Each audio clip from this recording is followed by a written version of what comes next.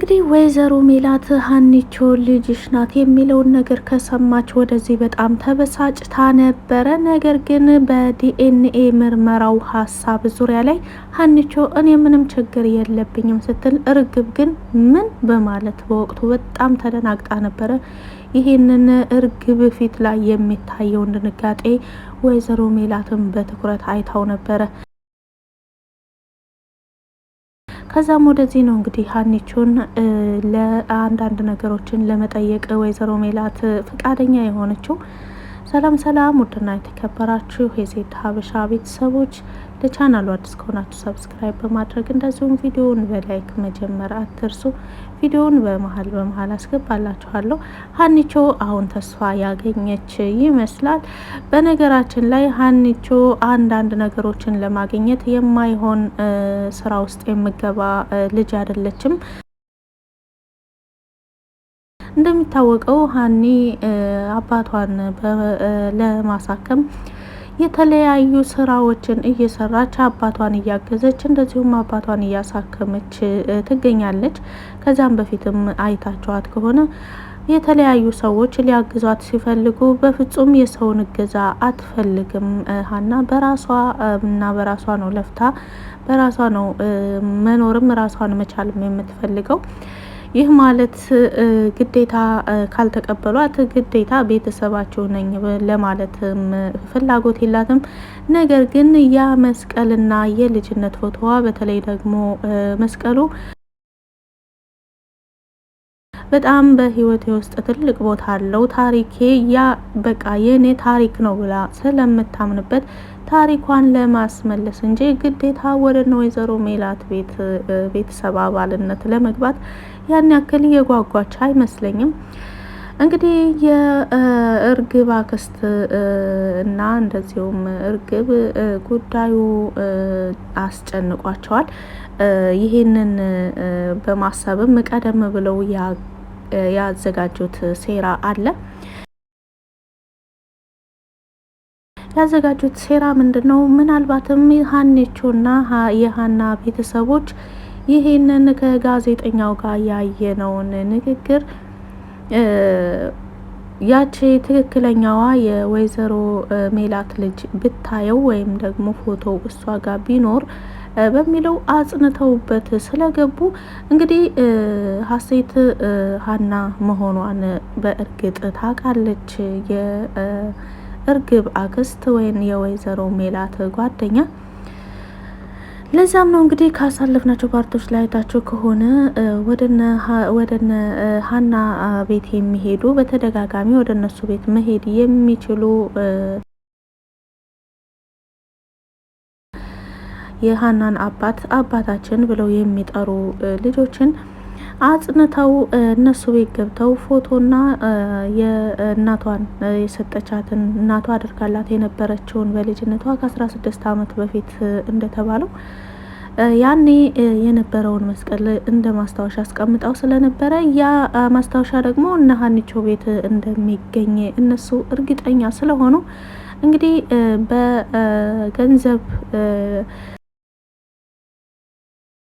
በዋናነት አሁን ሀኒቾ ትልቅ ተስፋ የሆናት ከፈጣሪ በታች ምንድነው የሷን ታሪክ ለማስመለስ ታረቀኝ የሚያግዛት ይመስላል።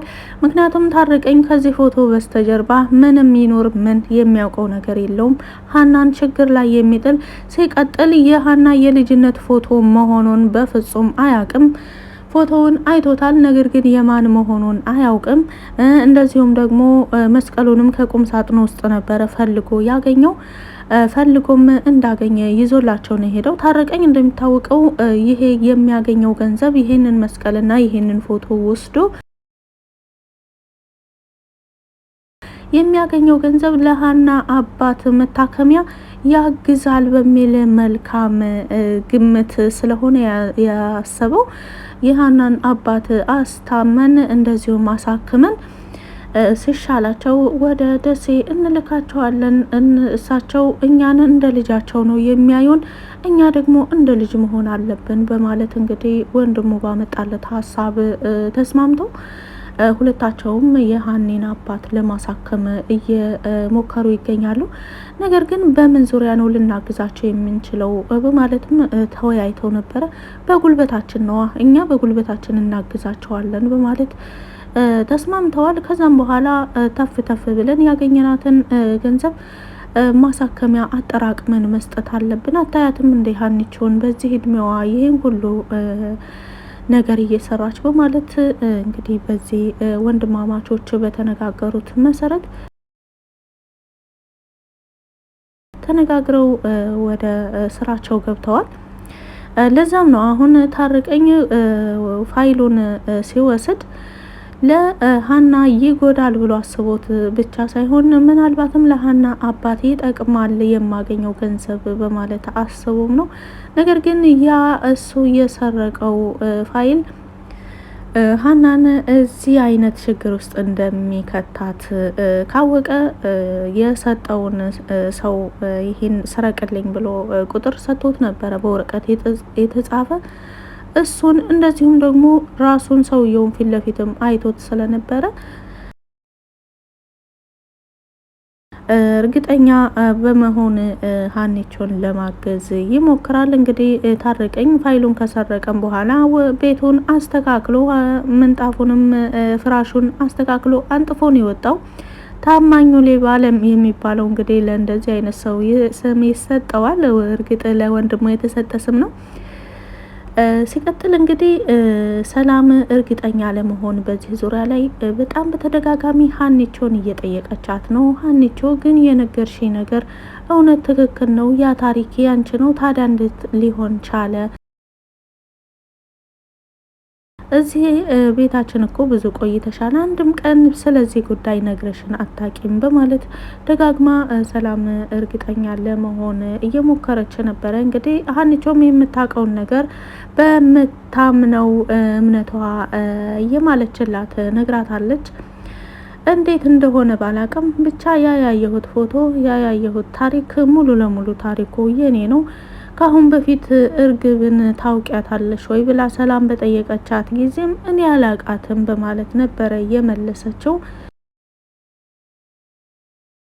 ሰላምና ወንድሟም በዚህ ዙሪያ ላይ ቀደም ብለው ተነጋግረው ስለነበረ በቃ አንቺም ሀኒቾን አግኛትና እርግጠኛ ለመሆን ሞክሪ፣ የተለያዩ ጥያቄዎችን ጠይቂያት፣ እኔም ደግሞ እርግብን አግኝቼ አንዳንድ ነገሮችን እጠይቃታለሁ በማለት ተስማምተው ነበረ። እንደዛ ከተሻለ እሺ በማለት እንግዲህ ሰላምዬም ኪችን ቁጭ ብላ እየጠበቀቻት ነበረ ሀኒቾን።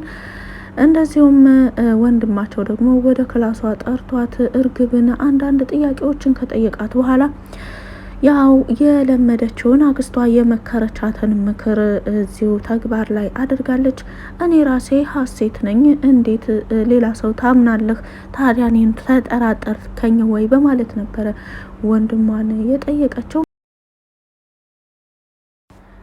ሀኒቾም የሆዷን በሆዷ በመያዝ ከአባቷ ጋር አንዳንድ ነገሮችን ከተነጋገሩ በኋላ ሚስጥሩን ለአባቷ ተናግራ እሱን ማስጨነቅ ስላልፈለገች ወደ ስራ ቦታዋ በመሄድ ኪችን ስራዋን እየሰራች ሳለች ወይዘሮ ሜላት በመምጣት እንግዲህ እንደዚህ ይሄንን ነገር ያደረግሽው የኔም ቤተሰብ ለመጉዳት ነው፣ እስካሁን ድረስ እንደ እናት የሆንኩልሽ እንደ ልጄ አቅርቤሽ የነበረው ከቤተሰቤ ላይ ምንም አይነት ችግር ስታደርሽ ስላላየዎች ነው። ካሁን በኋላ ግን ጥንቃቄ ብታደርጊ ይሻላል በማለት እንግዲህ መክራታለች። በወቅቱ ሀኒቾ አንዳንድ ነገሮችን ለመናገር ብትሞክርም እኔን አዳምጬ ብቻ ነው ዛሬ ያልኩሽ በመባል እንግዲህ ትዕዛዝ ተሰጧታል።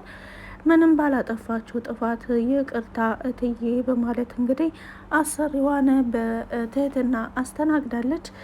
ከዛም በኋላ የታረቀኝ ወንድም የሀናን አባት እንዲንቀሳቀሱ እያዘዛቸው ነበረ። መድኃኒትም ሰጥቷቸው መድኃኒታቸውን ውጠዋል። ልክ መድኃኒታቸውን ውጠው ከጉሮሯቸው ሳይወርድ አሁንስ እንዴት ኖት በማለት ሲጠይቃቸው ገና ከመቼው ገና መቼው የሀኒቾ አባት ሀናን አንዳንድ ነገር ሚስጥሩን እንድትነግረኝ በማለት በንግግር ጫን ብሏት ነበር። ሀና ከቤት እያለቀሰች በመውጣቷ በጣም ቅር ብሎት ነበረ። ነገር ግን ወጣ ብለን እንዝናና፣ ለእግርህም ይሻልህ ይመስለኛል በማለት እንግዲህ ይዞት ወጥቷል። እርግብና አክስቷ ደግሞ በጣም ትልቅ ሴራ እየነደፉ ይገኛሉ። ነገር ግን ይሄ ሴራቸው የሚሳካ አይመስለኝም። ምክንያቱም እስር ቤት የገባው በቅርብ ጊዜ ከደሴ የገባው ሰው የሀኒቾን ሙሉ ፋይል ስለሚያውቅ እሱም ከታረቀኝ ጋር በመተባበር ለሀኒቾ ይደርሱላታል ብዬ ተስፋ አደርጋለሁ።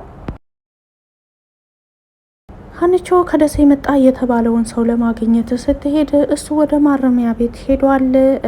እኔ እህቱ ነኝ በማለት ነበረ የተዋወቀቻት። እንግዲህ ሀኒቾ ፋይሏን ታሪኳን ለማስመለስ አንዳንድ መንገዶችን ያገኘች ይመስላል። በቀጣይስ ምን ይፈጠራል የሚለውን ደግሞ አብረን የምናይ ይሆናል። በቪዲዮ ላይ ማንኛውንም አስተያየት በኮመንት ስር መጻፍ ትችላላችሁ። በቆይታዬ ላይ ያጠፋሁት ነገር ካለ ይቅርታ። መልካም ጊዜ